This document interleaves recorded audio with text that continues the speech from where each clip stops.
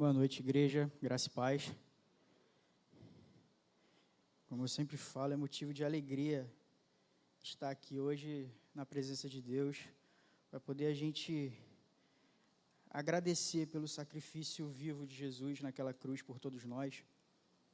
Não só pedir, mas agradecer pelo seu sacrifício. Sem delongas, abre a sua Bíblia comigo, por favor, no livro de Gênesis, no capítulo 37.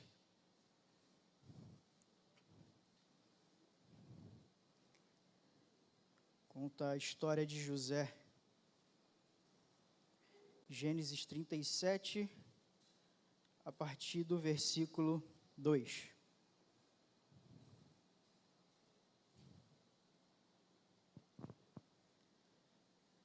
Todos acharam, amém?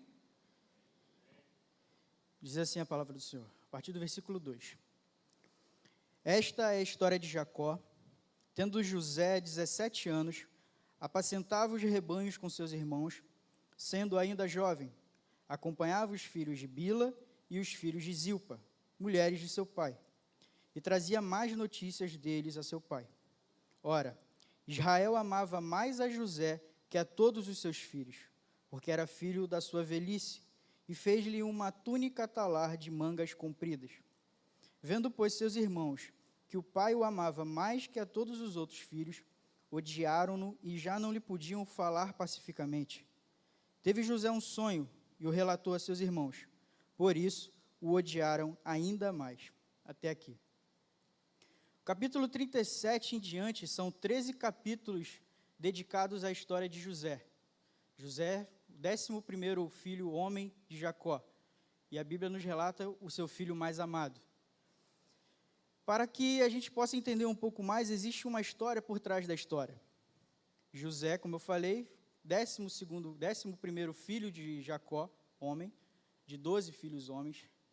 Ele é considerado o filho mais amado, porque Jacó precisou sair da casa dos seus pais por causa de uma briga com o seu irmão Esaú, como todos nós já conhecemos. E após isso ele foi viver com o seu tio Labão. E lá na casa de Labão, Jacó, como todo homem, ele se apaixona por uma mulher, Raquel. E ele então coloca em seu coração que ele precisa casar com essa mulher. E ele propõe ao seu tio Labão trabalhar durante 7 anos de graça para poder casar com Raquel. Labão se aproveita da situação, então ele aceita, concorda com aquele acordo, e Jacó, então, ele trabalha durante 7 anos, até que ele se casa. Mas ele não se casa com Raquel, acaba se casando com Lia, a irmã mais velha. Ele é passado para trás pelo seu tio Labão, e agora sogro, e a partir desse momento, então, ele não satisfeito, porque ele está apaixonado por Raquel, ele decide, então, trabalhar mais 7 anos para casar com Raquel. E assim, no total, Jacó trabalha durante 14 anos de graça para se casar com a sua amada. Finalmente, ele se casa. E aí, após isso, Jacó ele começa a ter uma família com Lia, Raquel e as suas concubinas. E ao longo do tempo, Lia vai dando filhos, Bila e a própria Zilpa vai dando filhos a ele. Mas Raquel, a sua esposa amada, ela tem o ventre fechado, o que chamavam na época de ventre seco. Então, por 2 motivos podemos dizer que José era o filho amado de Jacó. O primeiro motivo é porque José era filho da mulher amada de Jacó, Raquel. E o segundo motivo é que José nasceu quando Jacó não tinha mais esperanças de ter um filho com Raquel. Porque a Bíblia vai nos dizer que já era de idade avançada. Jacó já estava velho, uma idade muito avançada para ter filhos. E então Deus concede a este homem, a esta mulher, um filho, José. E por esses motivos começamos a entender por que José é tão amado e tão colocado como favorito para o seu pai. Mas isso, para os seus irmãos, é motivo de raiva, de ódio, de inveja, ciúmes. E para piorar toda a situação no contexto da história, o seu pai Jacó, ele decide então dar uma túnica, uma veste para José, para destacar e demonstrar que José era realmente favorito e o mais amado dentre seus filhos. E ele concede uma túnica, que a Bíblia nos diz ser uma túnica talar de mangas compridas. A teologia, se a gente for, tem várias histórias em cima da história em si, e duas histórias sobre o simbolismo dessa túnica são mais representativas nesse momento. E é sobre essas duas rapidinho que eu vou falar. A túnica que Jacó deu a José naquele momento, ela se diferenciava das outras túnicas de alguma forma. Alguns homens, algumas histórias vão dizer que essa túnica, ela se diferenciava dos seus irmãos, porque a túnica, como diz na Bíblia, era de mangas compridas. Ou seja, essas mangas vinham até as mãos, enquanto a dos seus irmãos geralmente vinham até o cotovelo. E isso diferenciava os seus irmãos dele. Enquanto ele usava uma túnica de mangas compridas, todos os irmãos usavam uma túnica que vinha até o cotovelo. Isso diferenciava José. E, geralmente, pessoas que usavam uma túnica com mangas compridas naquela época eram pessoas importantes, pessoas que representavam algo, que tinham uma importância perto das outras pessoas. E um outro grupo na teologia vai dizer que, na verdade, essa túnica diferenciava a dos seus irmãos porque ela era de muitas cores, ela era colorida. O que diferenciava dos seus irmãos era isso, que ela geralmente tinha 7 cores e diferenciava José dos seus irmãos por isso. Mas o importante é frisar é que, de alguma forma, essa túnica que José ganhou do seu pai, ela era diferente, ela demonstrava o amor maior de Jacó por José. E isso trouxe raiva e trouxe contenda no meio da sua família, porque os seus irmãos tiveram ciúme dele ainda mais.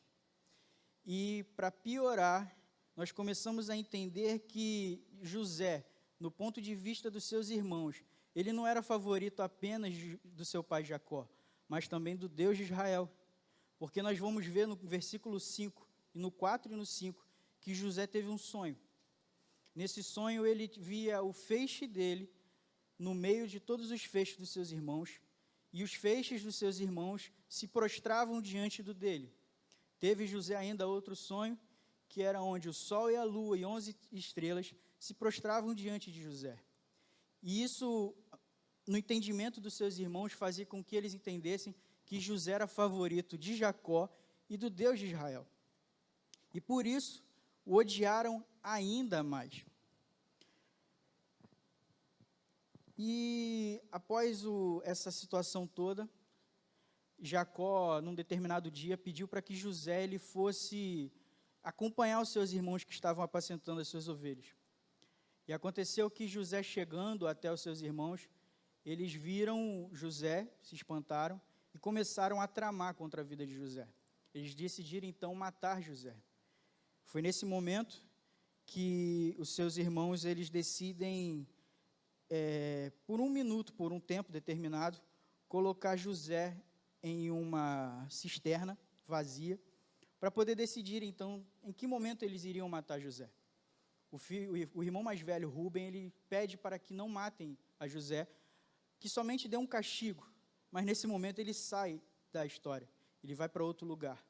Então, Simeão, como irmão mais velho, ele decide, então, matar José.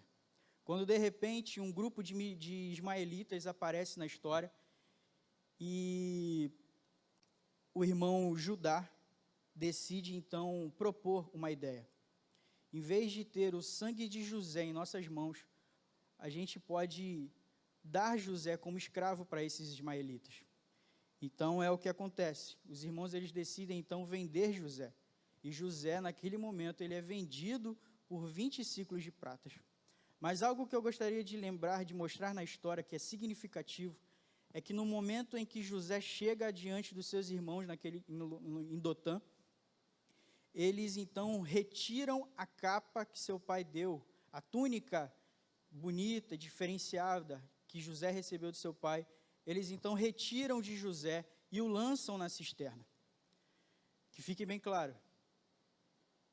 E logo após isso ele é vendido como escravo. O tempo passa e José ali é levado para o Egito como escravo, como todos nós já sabemos, e foi comprado pelo Potifar comandante da guarda do faraó. Enquanto isso, seu pai recebe a túnica do seu filho, ensanguentada com o sangue de algum animal que os seus irmãos então tramaram. Para poder avisar ao seu pai que José não existia mais, que morreu, eles levam a túnica que foi dada pelo pai até o próprio pai, para mostrar que José não estava mais entre eles. Muito obrigado, meu diácono. E então, enquanto isso, no Egito, José foi comprado, e a Bíblia vai nos dizer que, no versículo 2 do capítulo 39, que Deus era com José em todo o tempo. Deus não havia abandonado José em momento algum. E a Bíblia vai nos dizer claramente que Deus era com José naquele momento. E durante aquele período, a Bíblia vai também nos dizer que o Potifar, se agradou de José porque ele via prosperidade em José. E então, depois de um tempo, José é colocado como chefe na casa de Potifar, como administrador da sua casa. E tudo que Potifar tem é colocado sobre José para governar de certa forma. E algo que fica bem claro para mim aqui, depois de um tempo, é que José, como governador, ele volta a ter um destaque como favorito na vida agora de Potifar no Egito. E como chefe agora dos escravos e de toda a casa de Potifar, eu posso imaginar, se vocês me permitem, que a roupa que José usava, vendo todo o contexto histórico, a roupa que José usava não era igual a dos demais escravos. Ele usava uma roupa talvez mais bonita ou mais limpa, mas de alguma forma ele usava um manto diferenciado.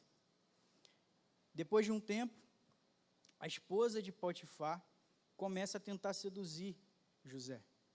José, então, ele tenta de todas as formas sair fora, correr, se afastar do pecado daquela mulher que tenta ele de todas as formas. Um determinado dia, a esposa de Potifar manda todo mundo embora da casa. José chega e só encontra ela. Nesse dia, ela tenta agarrar e arranca o seu manto na tentativa de José fugir. É arrancado de si o seu manto, a sua roupa. Mais uma vez, a única coisa que talvez ele tinha na sua vida, que era aquela roupa, ela é arrancada dele e ele foge. Logo após, Potifar chega, e todos nós já sabemos que José é colocado como prisioneiro dessa vez, por tentar estuprar ou tentar violentar a esposa de Potifar. Mas, mais uma vez, no capítulo seguinte, a Bíblia nos fala que Deus era com José. Em momento nenhum nessa história, Deus abandonou José. E José, ali agora naquele cárcere, ele começa também a prosperar de certa forma. E ele cai nas graças do carcereiro e ele começa a administrar também a prisão naquele momento. E agora José, ele tem as chaves do cárcere, ele administra, entrega as comidas, arruma, fica no controle de tudo. E um determinado dia, o faraó manda prender, na mesma prisão que ele, o padeiro-mor e o copeiro-mor do faraó.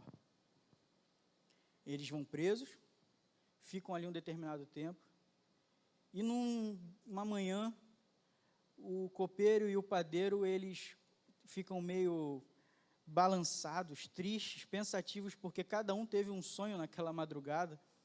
E José, vendo aquela situação, ele pergunta: o que aconteceu com vocês? Por que vocês estão tão tristes assim? E então o copeiro, começa a falar: nós tivemos um sonho e a gente não consegue decifrar o que é desse sonho. E José então pergunta: então conte para a gente qual foi o sonho, conte para mim qual foi o sonho. E aí o copeiro começa a contar que ele via uma videira na frente dele, e dessa videira haviam 3 ramos, e desses 3 ramos ele fazia uvas, espremia com as próprias mãos, e fazia uvas na taça, e essa taça era entregue ao próprio faraó em mãos. E então José, ele decifra o sonho, dizendo que dentro de 3 dias, aquele copeiro estaria na presença do faraó, entregando e servindo aquela taça ao próprio faraó.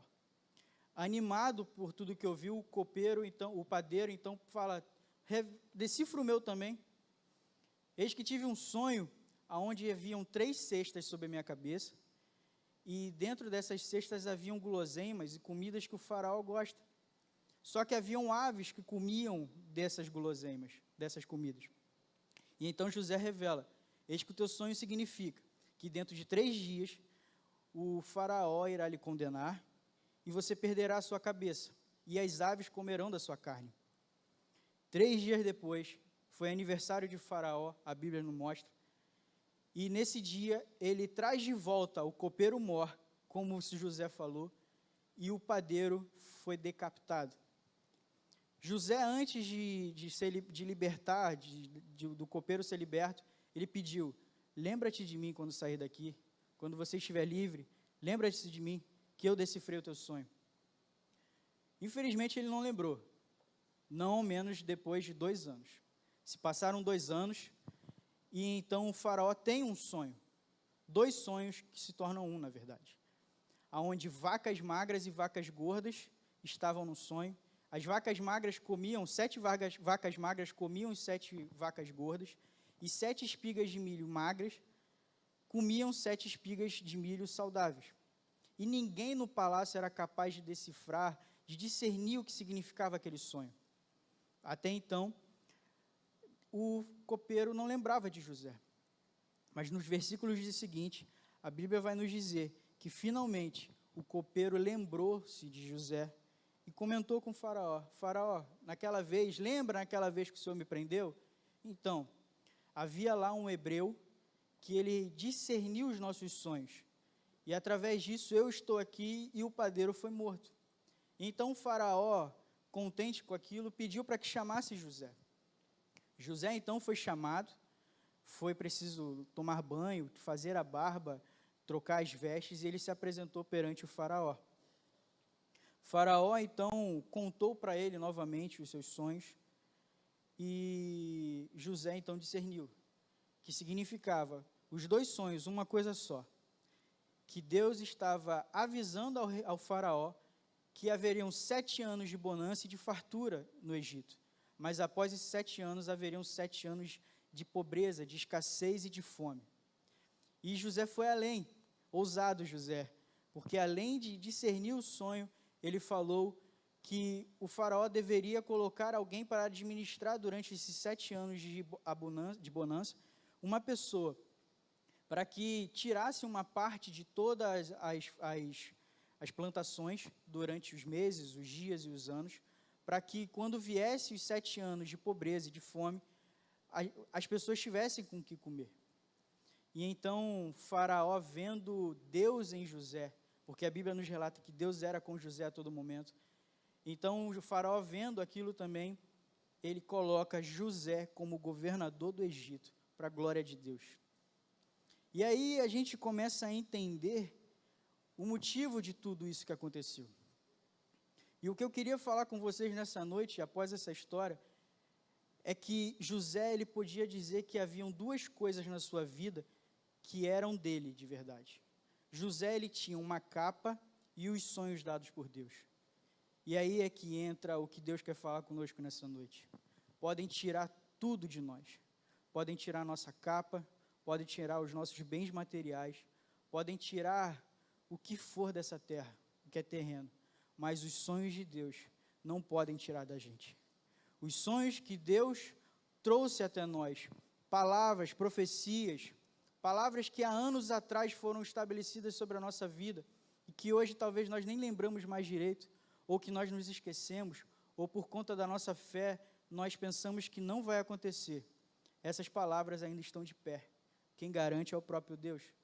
E se é Ele que prometeu, Ele vai cumprir. Mas para que possa cumprir, é necessário que a gente esteja na posição correta. A única coisa, como Romanos 8 diz, que pode nos separar do amor de Cristo, nada pode nos separar, somente nós mesmos. Se nós não estivermos debaixo da graça de Deus, se nós não estivermos debaixo de uma direção dada por Deus, nós também não iremos conseguir chegar lá. Mas se você estiver com Deus firme na rocha, com a sua fé inabalável, as promessas de Deus vão se cumprir na sua vida e na minha. Assim como José, naquele momento, onde tiraram-lhe a capa dele, os sonhos não foram retirados. E anos depois, 13 anos depois, as promessas começaram a se cumprir. No versículo mais à frente, ele vai começar a lembrar, quando os irmãos dele se aproximam dele, eles começam a lembrar, José começa a lembrar dos sonhos que foi dado por Deus. Talvez você entrou aqui nessa noite pensando que uma promessa que Deus fez há tanto tempo para você já não está valendo mais, mas eu quero te dizer que Deus é infinito. Nós somos finitos, mas Deus é infinito. Enquanto nós estamos aqui e olhamos somente o agora, nós só vemos o presente, conhecemos o nosso passado, mas só vemos o presente, não conhecemos o futuro. Deus, Ele conhece e Ele vê, ao mesmo tempo, o nosso passado, o nosso presente e o nosso futuro. E se Ele levantou, trouxe uma palavra para você, trouxe um sonho para você, é porque Ele conhece o futuro e Ele sabe que você é capaz, de que vai dar certo. Eu posso até imaginar como se fosse uma TV em nossa frente, e ao mesmo tempo nós vemos passado, presente e futuro. Com Deus é assim, Ele é onipresente, onisciente, e Ele consegue. Logo, na sexta-feira, a gente até comentou sobre isso, logo se Ele trouxe uma palavra até você, uma promessa, um sonho, é porque Ele já conhece o futuro, então só depende de você permanecer firme e crendo na palavra do Senhor Jesus. Um determinado momento, em João 19, versículos 23 e 24, nos relata sobre a crucificação de Jesus. E Jesus estava no caminho, indo para o Gólgota, na Via Crucis, e os soldados romanos, então, eles colocaram uma roupa, um manto sobre Jesus, para poder brincar e zombar de Cristo, falando que Ele era o Rei dos Reis e tudo mais. E aí, em determinado momento, eles decidem arrancar aquelas vestes de Jesus para demonstrar que nada daquilo era dele, que nada daquilo, na verdade, ele era. Era os humanos, éramos pessoas como nós, querendo arrancar de Jesus aquilo que, na verdade, não podemos arrancar. Porque o Pai já tinha declarado que Jesus pisaria na serpente e que ele viria através de uma virgem, e que salvaria muitos de nós. Então, podem tirar o que for de nós, mas os sonhos e as promessas do Senhor jamais. Talvez você esteja aqui e começou a lembrar de uma promessa ou de um sonho que você teve há muito tempo atrás. Eu creio que é Deus te lembrando, te fazendo lembrar de que as promessas do Senhor ainda estão de pé sobre a sua vida. As promessas deles, ele vai cumprir no determinado tempo. Para José, levou 13 anos. Para mim e para você, eu não sei, mas vai cumprir. Eu costumo falar que o vento que nós passamos não é para nos derrubar. É como uma brasa na churrasqueira, que quando a gente coloca um vento forte sobre a brasa, está difícil para pegar, e a gente faz um soprador, assopra sobre aquela brasa, quando ela pega de verdade, aquela brasa ela começa a incendiar e a pegar. Então o vento favoreceu para que aquela brasa começasse a pegar fogo de verdade. Assim é na nossa vida. O vento que vem contra nós, na verdade é para nos fortalecer e nos fazer realmente queimar por Jesus. Que o nosso coração saia daqui nessa noite queimando por Jesus. Que a gente possa entender o propósito real.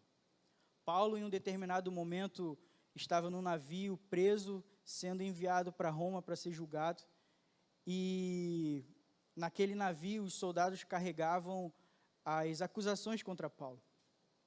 Em um determinado momento, aquele navio ele naufraga, e ficam à deriva. Paulo, com os soldados, eles acabam indo para uma ilha.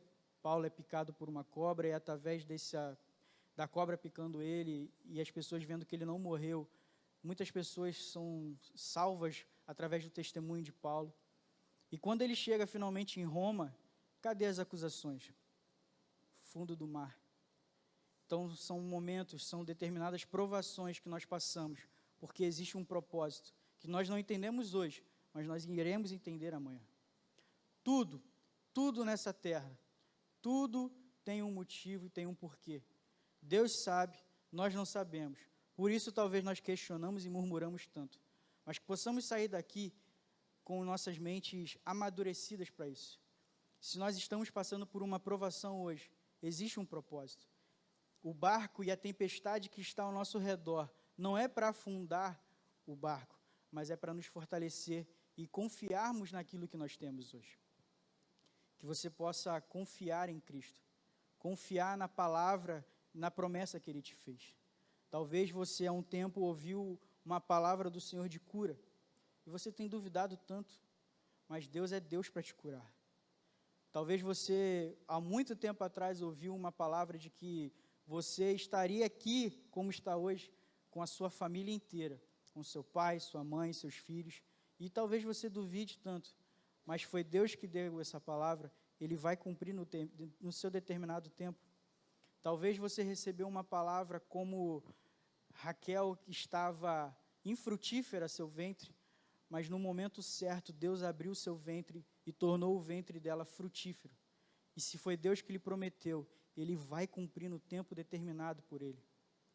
Entenda que há um tempo e um propósito para tudo nessa terra.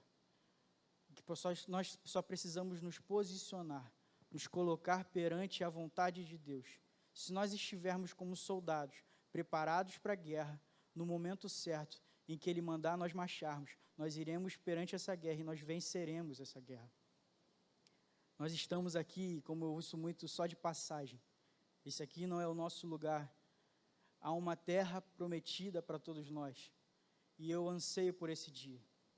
Que possamos lembrar, nesses momentos difíceis, do sacrifício de Jesus por cada um de nós. No momento em que Jesus deu a sua própria vida, para que todos nós tivéssemos a oportunidade de estarmos aqui hoje, agradecendo a Ele, pedindo a Ele algo. Que possamos entender que podem tirar tudo o que for nosso.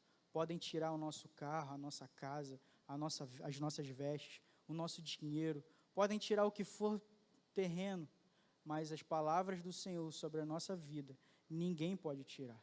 E essas palavras, no momento certo, ela vai se cumprir, elas irão se cumprir. Eu gostaria de orar com você. Eu gostaria que você fechasse onde você está os seus olhos.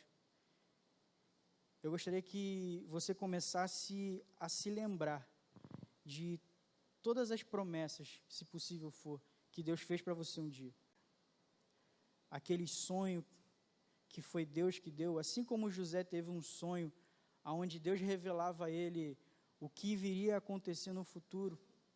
Você também recebeu um sonho, uma visão, talvez uma profecia há muitos anos atrás, ou até recentemente, e você, olhando para si mesmo no espelho, você começa a perceber que, não, por mim mesmo isso não pode ser, isso não pode acontecer.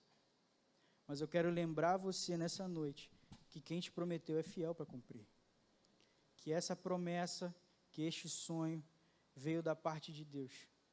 E que ninguém, absolutamente ninguém, pode roubar estes sonhos de você. Que possamos entender que a palavra de Deus, ela não volta vazia. E que Deus também não é Deus de confusão. Que toda dúvida nessa noite que existe, que paira sobre a sua mente, que o Espírito Santo ele venha agir nesse momento e venha retirar. Que você possa crescer em fé. Que o Senhor ele possa multiplicar os seus dias. Que você possa sair daqui dessa noite tendo a certeza de que as promessas que o Senhor fez sobre a sua vida, elas irão se cumprir. As palavras que o Senhor declarou sobre a sua vida, que você duvidou por muito tempo, que você possa sair nessa noite tendo a certeza que elas vão se cumprir. Nós iremos orar. Se você desejar colocar as mãos no seu coração, pedindo a Deus para que essas promessas elas possam se fortificar no seu coração e na sua mente. Que você possa entender que muitas das vezes o que nos carrega, o que nos leva no dia a dia a sobreviver, não é nem a viver, é a sobreviver. É uma palavra que Deus colocou sobre nós. Um dia eu recebi uma palavra dizendo que Deus iria me sustentar. Por muito tempo eu duvidei, mas Ele tem me sustentado. E assim como Ele tem feito, Ele vai continuar fazendo. Nós só precisamos ter fé, acreditar. Deus, em nome de Jesus, Pai, eu venho te agradecer pelo Teu agir, pelo Teu mover, que muitas das vezes é silencioso, mas o Senhor faz, o Senhor continua fazendo.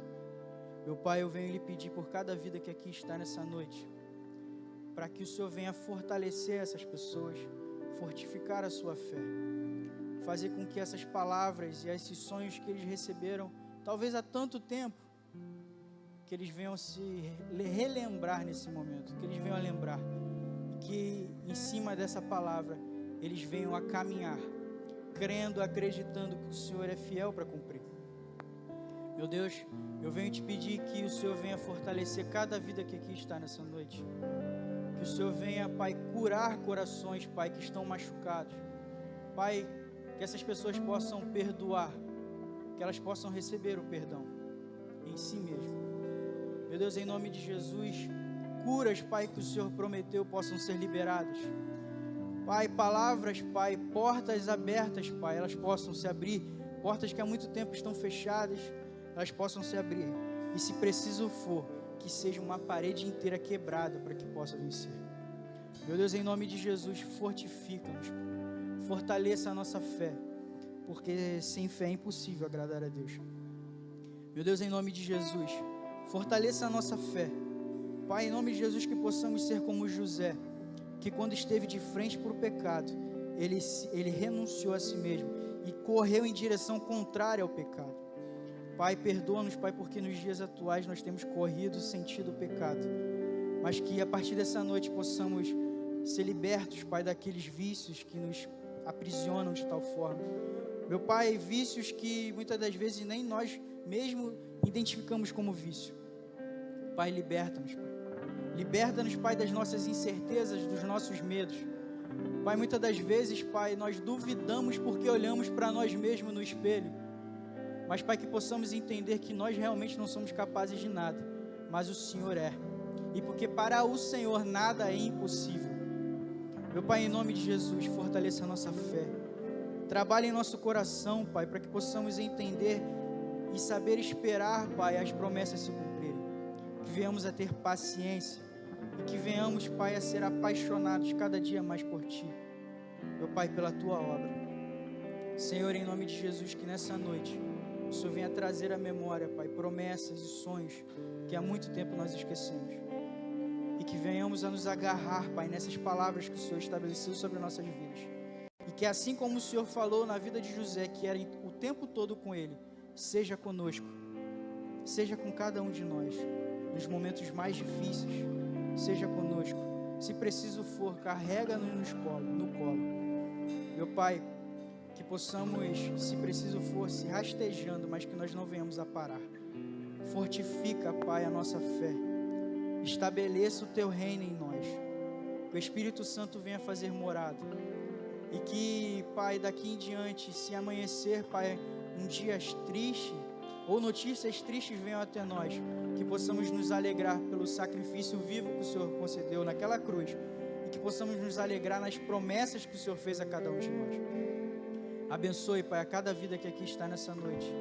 Livra-nos de todo mal. Faça tudo conforme o Teu querer e a Tua vontade. Em nome de Jesus. Que a Tua vontade, ela seja soberana em nós. Que nada, Pai, nada venha sair do Seu controle. Que o Senhor venha estar dirigindo os nossos passos. Guiando, Pai, os nossos caminhos. Que nós não venhamos a fazer nada se não for conforme a Tua vontade. Meu Pai, estabeleça em nós o Teu reino. E que nós venhamos a propagar o Teu reino onde quer que venhamos a estar. Meu Pai, que possamos esperar o tempo certo. Assim como José, que esperou 13 anos. Pai, como esse homem sofreu durante 13 anos. Foi escravo, foi prisioneiro, foi humilhado pelos seus irmãos. Foi humilhado por muitos. Mas mesmo assim, ele permaneceu firme, crendo na promessa que o Senhor fez, no sonho que o Senhor deu a ele. Que possamos assim, Pai, crer, continuar crendo, esperando o dia, Pai, da nossa vitória. Mesmo, Pai, que a nossa vitória não esteja aqui nessa terra, a nossa vitória maior, que é subir, Pai, com o Senhor, dia possamos juntos, Pai, cear contigo. Meu Pai, em nome de Jesus, testifica em nós, Pai, a tua palavra. E se existe dúvida, caia por terra nessa noite. Que façamos como Gideão, fazer prova do Senhor, fazer prova dele, e que o Senhor irá falar mais uma vez conosco. Meu Pai, cura, transforma, liberta, gera vida, transforma vidas. É o que eu te peço e te agradeço, certo da nossa vitória, em nome de Jesus. Amém. Sei que os teus olhos, sempre atentos, permanecem em mim.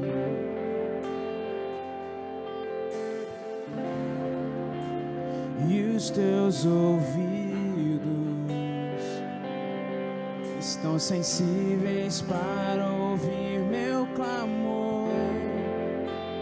Posso até chorar,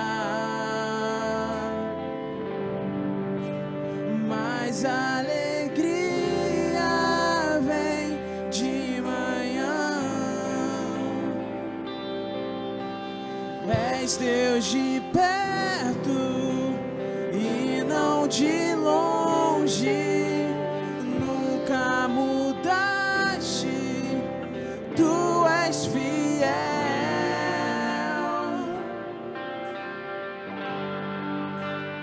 Deus de aliança, Deus Se você puder, de coloque-se de pé, por favor. promessas, Deus que não é homem pra mentir. Tudo pode passar, tudo pode mudar, mas tua palavra vai se cumprir.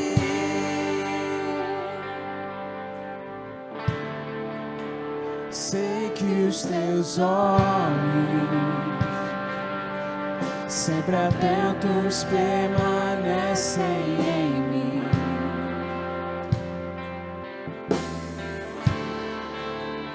E os teus ouvidos estão sensíveis para ouvir meu clamor. Eu posso até chorar, mas a alegria vem de manhã. És Deus de perto e não de longe. Nunca mudaste, tu és fiel.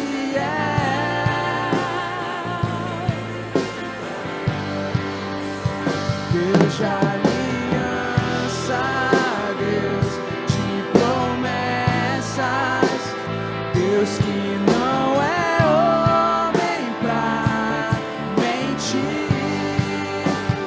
Tudo pode passar, tudo pode mudar, mas tua palavra vai se cumprir. Deus de aliança, Deus de promessas, Deus que não é homem pra mentir. Tudo pode passar, tudo pode mudar, mas tua palavra vai se cumprir. Escute, que você possa guardar essa palavra, que podem tirar tudo de você, terreno, mas os sonhos e as promessas que Deus estabeleceu sobre a sua vida, elas não irão ser retiradas de você, elas irão se cumprir. Mas Deus falou comigo nesse momento aqui algo, além disso, eu gostaria de compartilhar.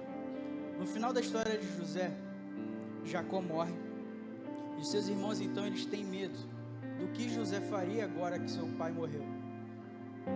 Eles acharam que José tinha rancor em seu coração, e então ficaram com medo. E a Bíblia diz que, vendo os irmãos de José que seu pai havia morrido, eles disseram que, e se José guardar rancor contra nós e resolver retribuir todo o mal que lhe causamos? E Deus começa a falar e a trabalhar em meu coração aqui sobre perdão. Talvez você precise, nessa noite, liberar perdão sobre a vida de alguém, para que então as promessas comecem a se cumprir. Então que Deus comece a trabalhar em seu coração nessa noite. E aprenda com José. José, ele passou por tudo isso. Como eu falei, escravo, foi prisioneiro e foi governador. E José foi o mesmo em todos esses momentos. José não mudou quando se tornou governador. Ele permaneceu servo fiel, honesto e humilde. Que possamos ser assim. E que você nessa noite saia daqui com seu coração limpo, preparado para liberar o perdão sobre vidas nessa noite. Que você possa liberar o perdão e que possa crer que as promessas elas irão se cumprir sobre as nossas vidas. Eu agradeço assim essa rica oportunidade concedida por Deus, em nome de Jesus.